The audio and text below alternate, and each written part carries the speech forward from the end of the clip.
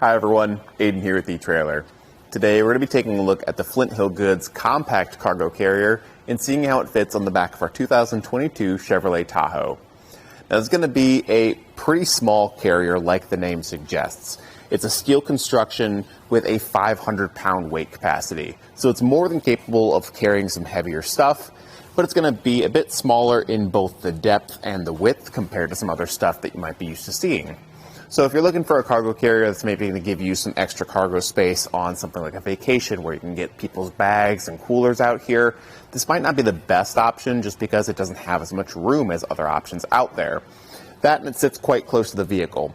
I see this being a really solid option if you're maybe just taking a quick run to the hardware store, picking up something heavy or messy and you don't want to bring it in the car. You can quickly grab this out of the garage. It's very lightweight and easy to get into the hitch. So you can throw it in, load it up, go to where you're going, and then whenever you're done, just take it back out of the hitch and hang it back up in the garage. So it's one of those things that I see being used more intermittently than something long-term. Now, with that in mind, though, let's go ahead and get some measurements and see what you're working with in terms of that cargo space. From inside edge to inside edge on that depth, it's going to be 17 inches. And then from side to side on the width, it's going to be right at 51.5 inches.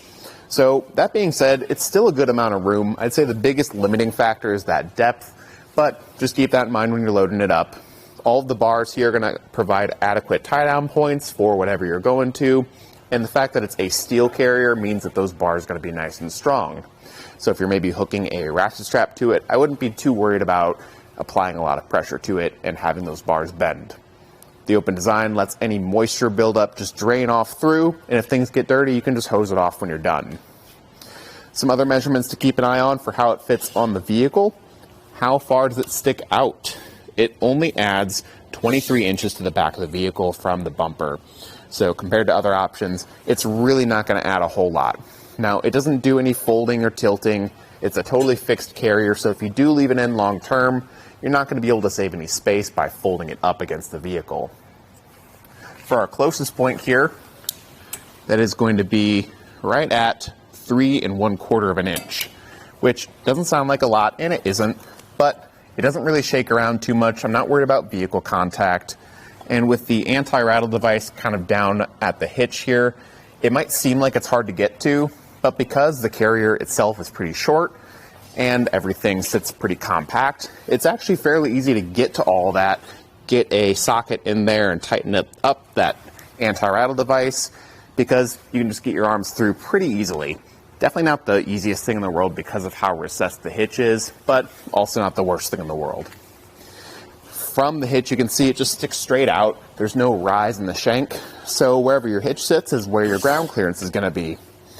In our case on the Tahoe today, that's going to be right at 21 3/4 of an inch. That's pretty solid ground clearance, honestly. I wouldn't be too worried about this going down the road, especially with how close it sits to the vehicle there. One thing with this being so close is you're not going to be able to stack up your cargo too tall whenever you want to open up your hatch. So let's say we've got our stuff stacked up. We want to get access to the back of our vehicle.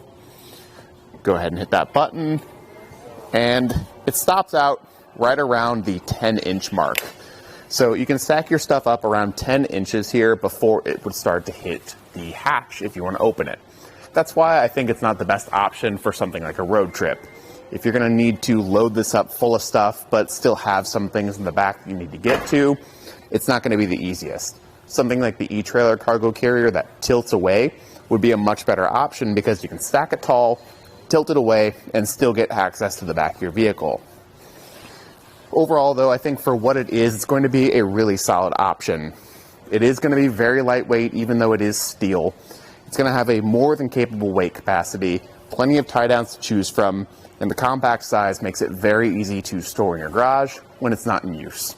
Thanks for watching.